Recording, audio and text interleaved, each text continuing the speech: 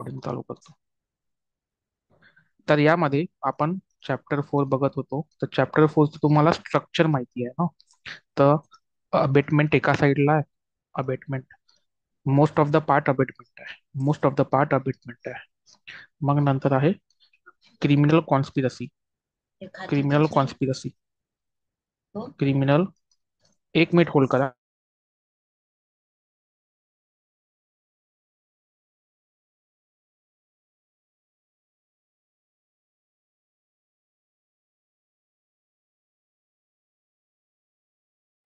Sorry, criminal conspiracy. आणि third third जे होतं of attempt, sorry, of attempt आणि हे क्रिमिनल कॉन्स्पिरसी. तर आज आपला टॉपिक हाच आहे, क्रिमिनल कॉन्स्पिरसी. याचा सेक्शन आहे सेक्शन 61. याचे सेक्शन्स आहे 45 टू सेक्शन 60 आणि याचे सेक्शन्स आहे सेक्शन 62. आता आजचा टॉपिक आपला क्रिमिनल कॉन्स्पिरसी. यामध्ये एक तर सबसेक्शन 1 आहे आणि सबसेक्शन 2 आहे. सबसेक्शन 1 मध्ये डेफिनेशन आहे आणि सबसेक्शन 2 मध्ये पनिशमेंट्स म्हणजे पिनल प्रोव्हिजन, समजून घ्या. पिनल प्रोव्हिजन पिनल प्रोव्हिजन आणि यामध्ये पण दोन भाग आहे, समजून. यामध्ये पण दोन भाग आहे. एक सिरियस ऑफेन्स साठी आहे, एक सिरियस ऑफेन्स आणि एक लेस सिरियस. तर लेस सिरियस पनिशमेंट साठी इथे फक्त 6 मंथ्स पनिशमेंट आहे. 6 मंथ्स.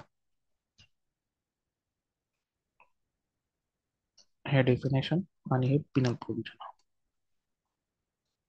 तर आपण छोटस कंटेंट यावर घेऊयात स्टार्टिंग म्हणून.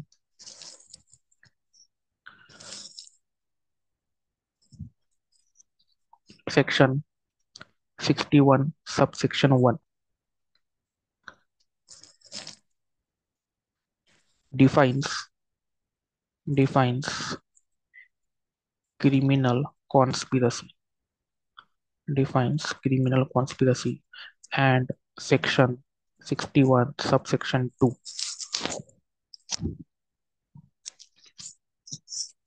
provides provides provides punishment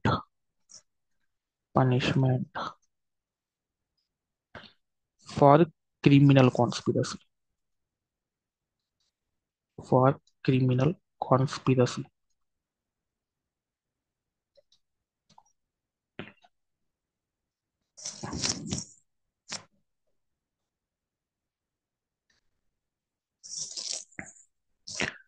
समोर लिहित आहो.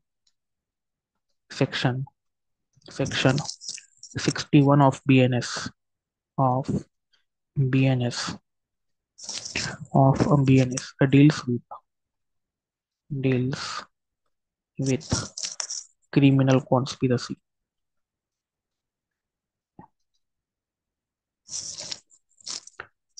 defining it as an agreement between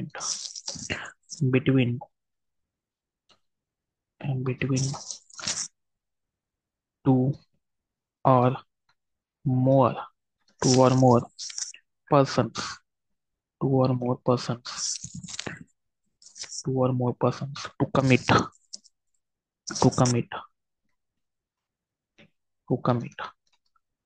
an illegal act to commit an illegal act or or an act by illegal means by illegal means or by illegal means.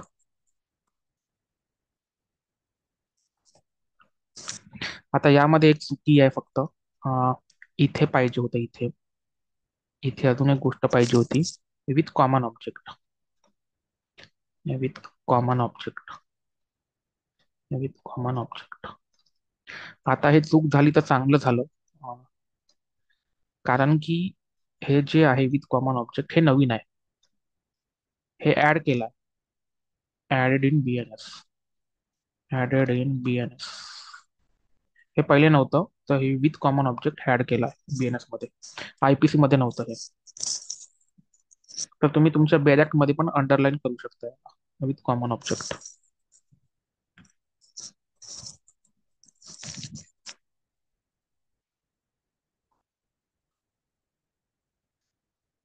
चल, तर मग याची story आपण जर बघितली हिस्ट्री, तर सगळ्यात पहिले आपल्याजवळ सेक्शन 107 होतं. 107 आयपीसी. 107 मध्ये क्लॉज बी होता. कॉन्स्पिरसी त्याच्यामध्येच येते. मग समोर जाऊन पाहिलं तर 1913 आला. 1913, 1913 मध्ये. मग 1913 मध्ये चॅप्टर चॅप्टर 5A ऍड केला. चॅप्टर 5A म्हणजेच section 120A and section 120B. तर 1913 मध्ये आपल्याला क्रिमिनल कॉन्स्पिरसी भेटते. मेन इथे भेटते आपल्याला क्रिमिनल कॉन्स्पिरसी. पहिले जी फक्त कॉन्स्पिरसी होती, फक्त कॉन्स्पिरसी, ते इथेच येत होती 107 आयपीसी. मग 1913 मध्ये चॅप्टर 5A ऍड केला यांनी. आणि आता जी सिच्युएशन आहे ते आता बीएनएस ची सिच्युएशन आहे. आणि 2023 लिहावं लागेल मला इथे पहिलं. तर 2023 मध्ये आपल्याजवळ बीएनएस आलं. बीएनएस आणि सेक्शन तर तुम्हाला माहिती आहे 61. आणि हा जो आहे चॅप्टर 4. अशी हिस्ट्री आहे याची.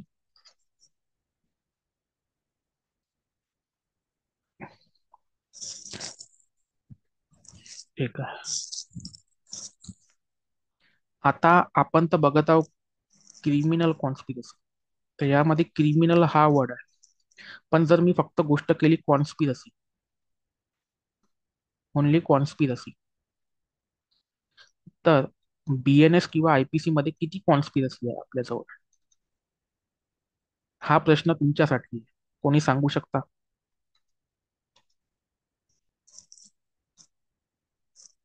कॉन्स्पिरसी वरती आधारित जे ऑफेन्स आहे, जे ऑफेन्स आहे बीएनएस मध्ये, फक्त कॉन्स्पिरसी वरती आधारित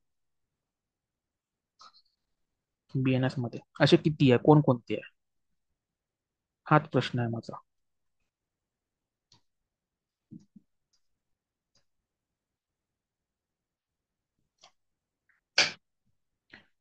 मी 1 मिनिटाचा ब्रेक घेतो.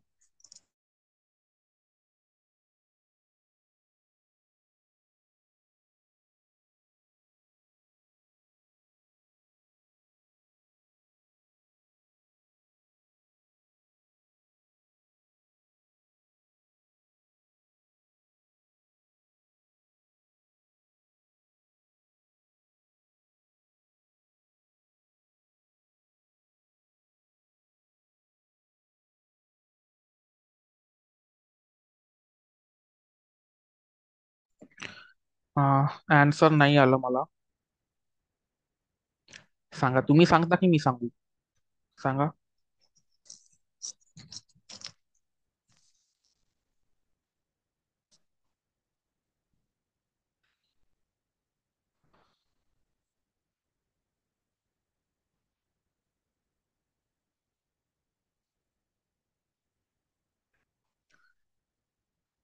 ओके. फॉर्जरी एकटा पण करू शकते ना? हे बघा, कॉन्स्पिरसी होते केव्हा? मी जर ऑफेंडर आहो तर मला अजून एक व्यक्ती लागेल ना, तेव्हाच ते कॉन्स्पिरसी होईल. तर फॉर्जरी मी एकटा पण कमिट करू शकतो ना. तर फॉर्जरी कसं काय आली?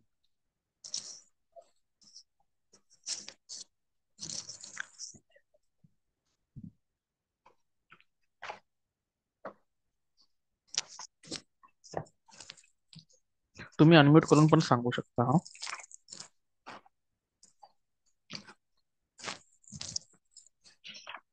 मला माहिती आहे बाकी कोणता नॉईस आहे वगैरे हे ते आहे, पण हे कोणती ऑफिशियल पण नाही आहे. नॉईस आला तरी चालते, एवढं काही वाटून नका घेऊ. तर अनम्यूट करू शकता तुम्ही.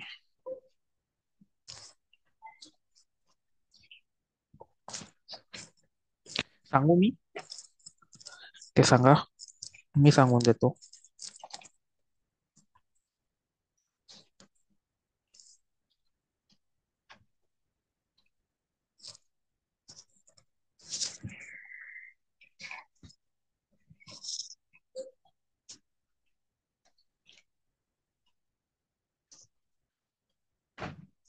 मला चॅट्स लेट येत आहेत का?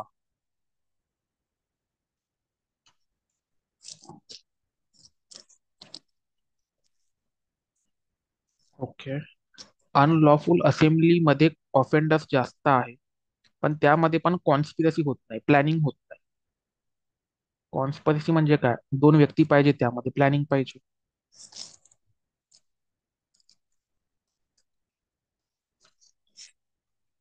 चला ठीक आहे, मी सांगतो. तर सगळ्यात फर्स्ट जो ऑफेन्स आहे, तुम्ही याला हेडिंग टाका पहिले. तर heading टाकूयात.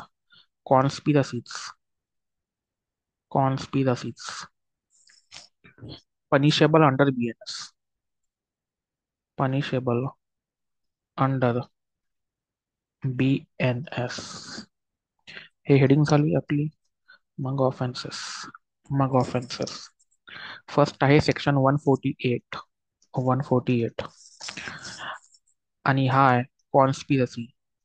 Conspiracy for waging war. Waging war against government. Against government.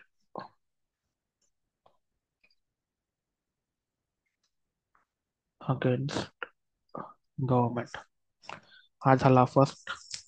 Second offence तो आहे section one sorry section 313.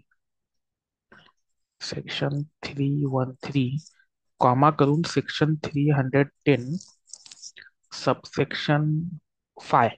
Subsection 5 येईल. तो आहे बिलोंगिंग टू गँग ऑफ dacoits. बिलोंगिंग टू गँग ऑफ dacoits. मग थर्ड ऑफेन्स मला वाटलं तुम्ही हे तरी सांगसाल, कारण की हे इझी होतं. हे आहे सेक्शन 45. Read with section 49. आणि हे तुम्हाला माहिती आहे, अबेटमेंट. हे झालं अबेटमेंट. ठीक आहे, तर हे तीनच ऑफेन्स आहे कॉन्स्पिरसी मध्ये.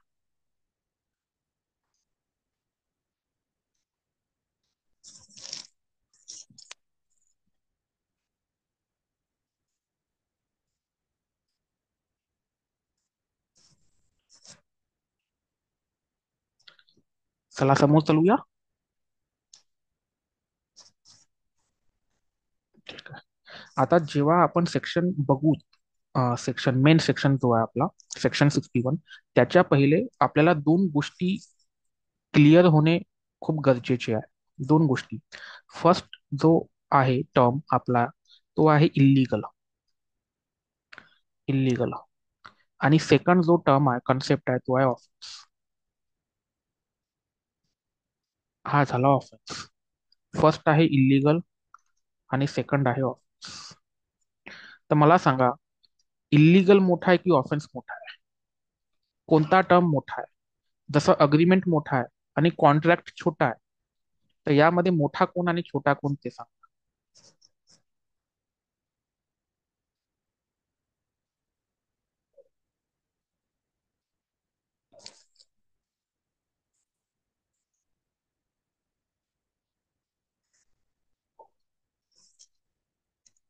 इल्लीगल मोठा आहे, करेक्ट.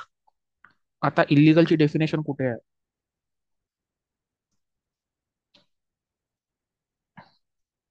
इल्लीगलची डेफिनेशन आहे आपल्याला 215 मध्ये. हा BNS झाला. आणि जर IPC मध्ये बघितला तर सेक्शन 43. ठीक आहे.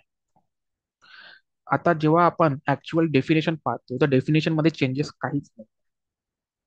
तर इल्लीगल मध्ये तीन गोष्टी आहे. पहिला आहे ऑफेन्स. ऑफेन्स. सेकंड आहे civil action. Civil action. Civil action. आणि थर्ड तुम्ही सांगा काय आहे.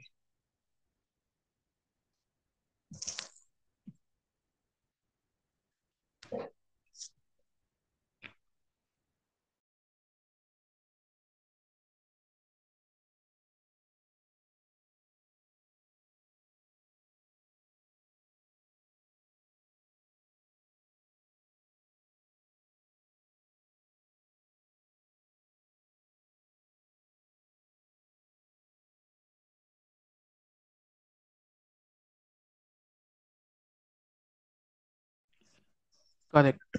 It's not forbidden but it's prohibited by law. ठीक आहे, correct. Prohibited by law.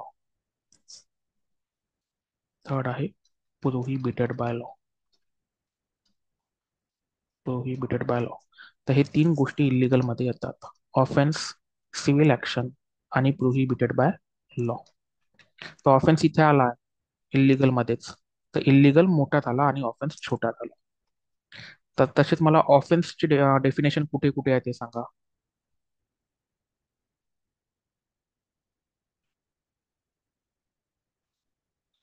Correct.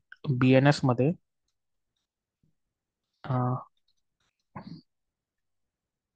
Okay. 2Q.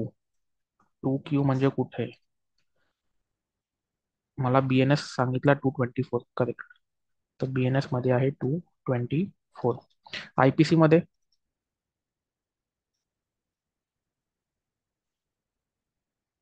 IPC मध्ये. अच्छा, CRPC आणि BNSS मध्ये पण आहे. करेक्ट. नैना मॅमनी सांगितलं सेक्शन 40. CRPC मध्ये. BNSS मध्ये चंदा मॅमनी सांगितलं 2Q. करेक्ट. CRPC मध्ये आहे 2N. तर हे झालं आपले डेफिनेशन. करेक्ट. 2N. हे झालं ऑफेन्स. मी हे काउंट सांगितलं. आता तुम्ही इथे फोकस करा. इल्लीगल. इथे इल्लीगल. तर मी तुम्हाला एक गोष्ट सांगितली होती की क्रिमिनल कॉन्स्पिरसी कमिट होण्यासाठी फक्त आपल्याला अग्रीमेंटचीच गरज आहे. तर अबेटमेंट मध्ये तुम्ही डिफरन्स बघितला असेल ना. आणि यामध्ये तर क्रिमिनल कॉन्स्पिरसी मध्ये फक्त अग्रीमेंटची गरज आहे. जेव्हा हा अग्रीमेंट फुलफिल होतो तेव्हाच तो ऑफेन्स होतो, असं मी तुम्हाला सांगितलं होतं. हा ना. तर हे जे आहे हे फक्त एकाच कंडिशन मध्ये होते, ते म्हणजे ऑफेन्सच्या कंडिशन मध्ये. जेव्हा आपण सेक्शन 45B पाहिला होता त्यामध्ये मी तुम्हाला सांगितलं होतं तिथे अग्रीमेंट असून आपल्याला ओव्हर ऍक्ट पण पाहिजे. ओव्हर ऍक्ट पण पाहिजे म्हणजे ऍक्ट रिअस पण कमिट पाहिजे तिथे. तर फक्त ह्याच याच्यामध्ये अग्रीमेंट वरतीच आपण ऑफेन्स मान्य करू शकतो. ठीक आहे. पण या दोन कंडिशन मध्ये आपल्याला ओव्हर ऍक्ट पाहिजे. ओव्हर ऍक्ट हे गरजेचं आहे. ज्या प्रकारे आपण सेक्शन 45B मध्ये पाहिलं होतं की तिथे अग्रीमेंट पण पाहिजे आणि ओव्हर ऍक्ट पण पाहिजे.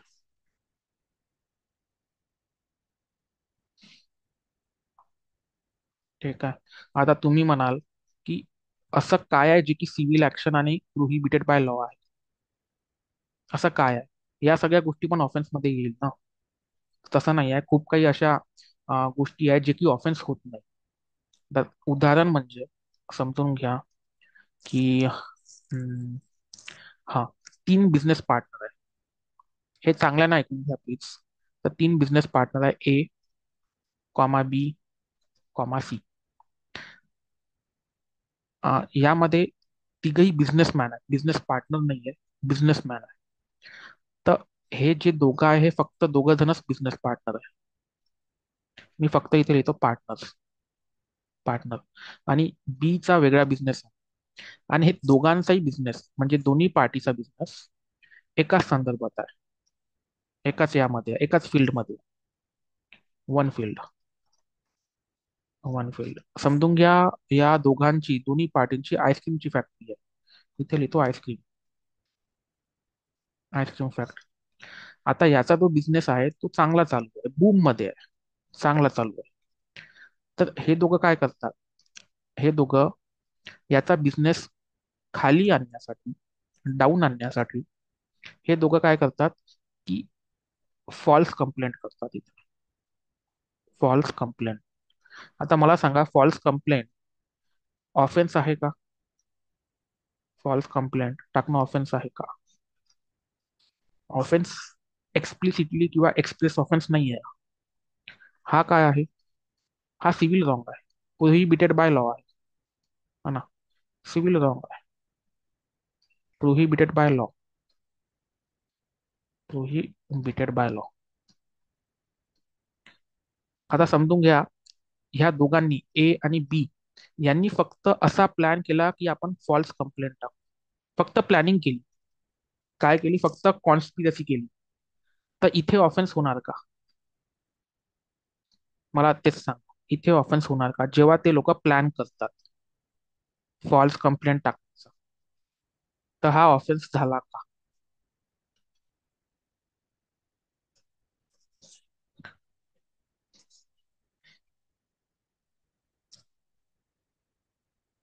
रिपीट करू का? नो. ठीक आहे.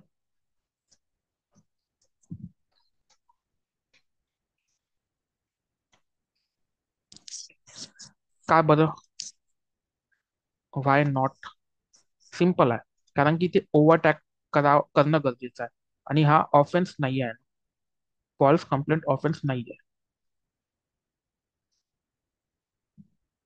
ठीक आहे, ऑफेन्स नाही आहे. हा फक्त सिव्हिल रॉंग आहे.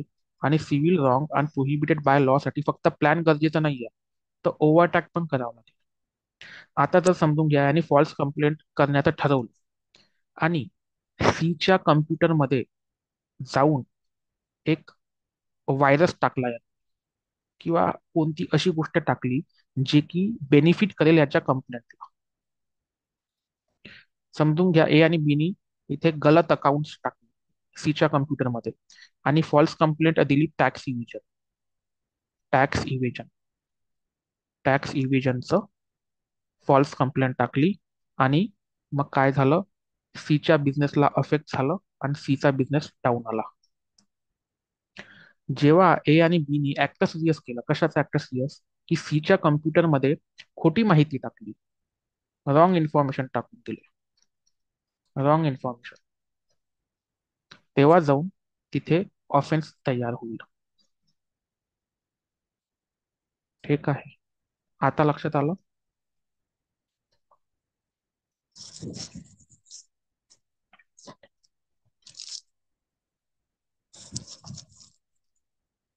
ठीक. आता यामध्ये एक होमवर्क देतो तुम्हाला. होमवर्क असा आहे की तुम्ही BSA, भारतीय साक्ष अधिनियम चे सेक्शन, एक तर सेक्शन 8 आणि सेक्शन 24, हे दोन सेक्शन वाचा. काऊन वाचा? कारण की हे लिंक आहे सोबत. सेक्शन 8 कोणता आहे? तर तो आहे थिंग्स थिंग्स सेड और done by conspirator is relevant, is relevant. आणि सेक्शन 24 आहे कन्फेशन, कन्फेशन. हा, येस, हा सेक्शन 10 आहे एव्हिडन्सचा. तर confession in joint trials, confession in joint trials. आता मी शॉर्ट मध्ये एक्सप्लेन करण्याचा प्रयत्न करतो इथे. तर सेक्शन 8 मध्ये काय म्हटलं आहे की समजून घ्या, ए आणि बी हे कॉन्स्पिरेटर होतं, कॉन्स्पिरेटर होतं. तर बीनं जे पण काही केलं, काही पण स्टेटमेंट दिला कोणता, किंवा कोणता ऍक्ट केला, तर हे काय आहे? तर हे रिलेव्हंट आहे. हे रिलेव्हंट आहे. रिलेव्हंट म्हणजे आम्ही कोर्टमध्ये एव्हिडन्स घेणार, हे रेलेव्हंट गोष्ट आहे. आणि 24 मध्ये काय म्हटलं आहे, जॉईंट ट्रायल चालू आहे. जॉईंट ट्रायल चालू आहे आणि यामध्ये एनी कन्फेशन केलं की आम्ही प्लॅन केला होता, आम्ही हा हा ऑफेन्स केला होता आणि बीनी माझी मदत केली होती. बी हेल्पर होता, बीनी हेल्प केली होती. तर अशा वेळेस हे जे स्टेटमेंट आहे एचं, हे दोघांविरोधात पण रेलेव्हंट होणार. दोघांविरोधात पण रेलेव्हंट. तर हे झालं सेक्शन 24, सेक्शन 8 आणि सेक्शन 24.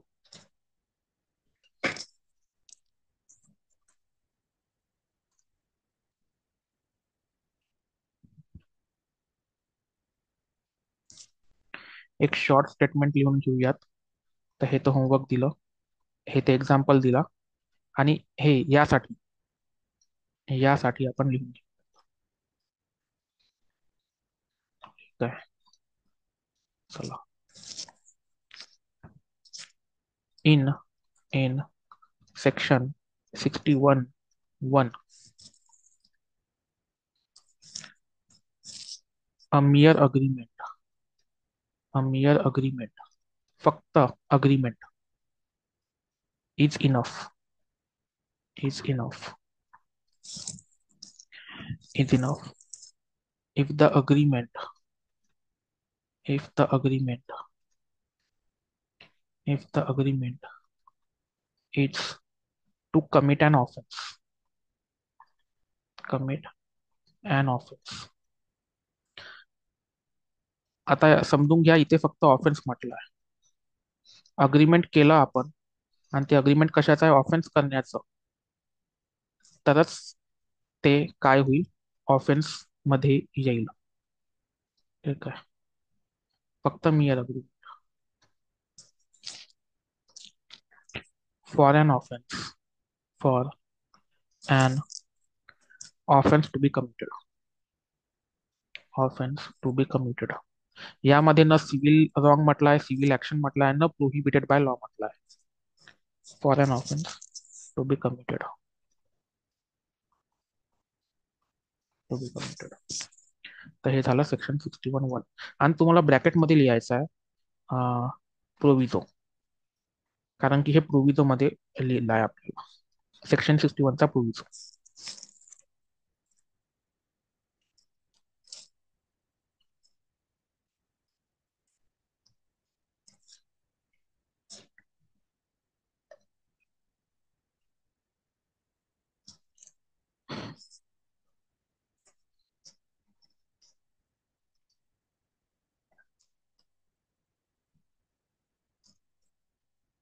चला आता मेन सेक्शन बघूयात. मेन सेक्शन 61 आहे. When two or more persons agree with the common object. आता विथ कॉमन ऑब्जेक्ट नवीन आहे आपल्यासाठी. To do or cause to be done and illegal act. पहिला म्हटला इलिगल ऍक्ट. इलिगल ऍक्ट कुठे येते, 215. And act which is not illegal. Not illegal म्हणजे काय, इलिगल. बाय इलिगल मीन्स तुम्ही लिगल काम करत आहे, पण ते कोणत्या दिशेने करताय, illegal means. Such an agreement is designated as a criminal conspiracy. आता जे गोष्ट मी तुम्हाला लिहून दिली ते प्रोविजो मध्ये, हा प्रोविजो आहे.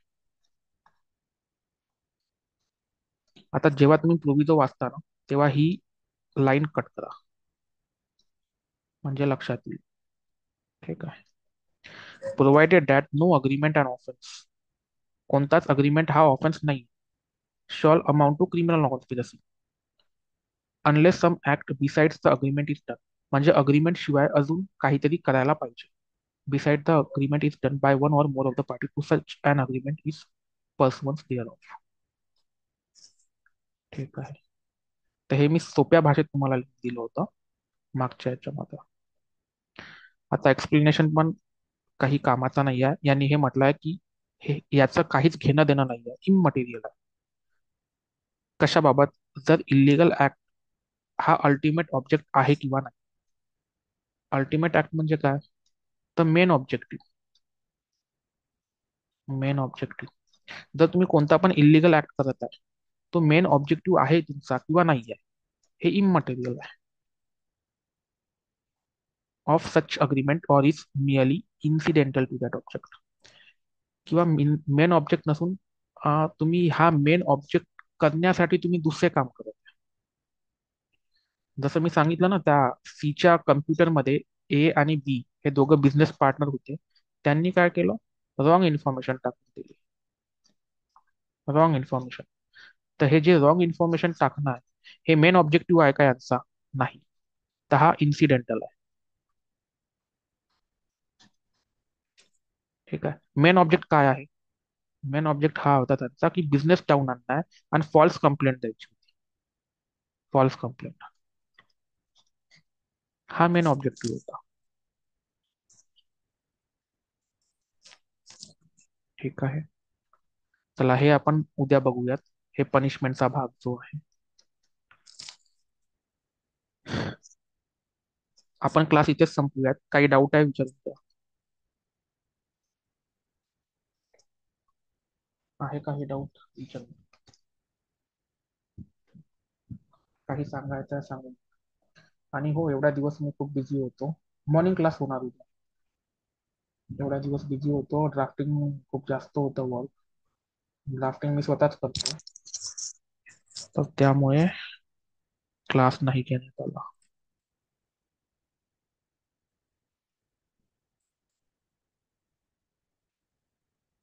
हा, कोड तर तसा पण होतो.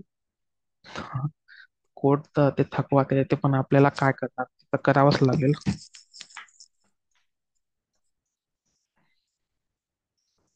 अच्छा हा, तुम्ही रोज रोज करता ते पण आहे. ठीक आहे.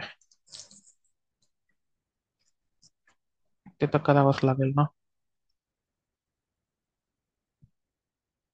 त्याला तर काही उपाय नाहीये. कोणाकोणाला उपाय नाही राहत.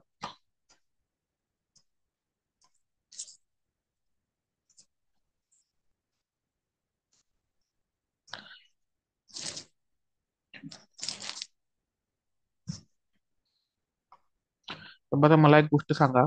क्रिमिनल कॉन्स्पिरसी बेलेबल आहे की नॉन बेलेबल आहे?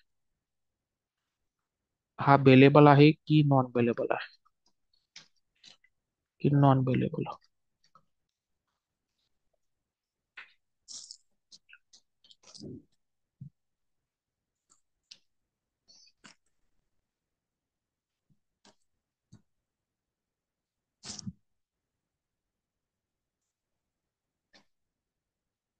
ठीक आहे, मी रेकॉर्डिंग स्टॉप करतो.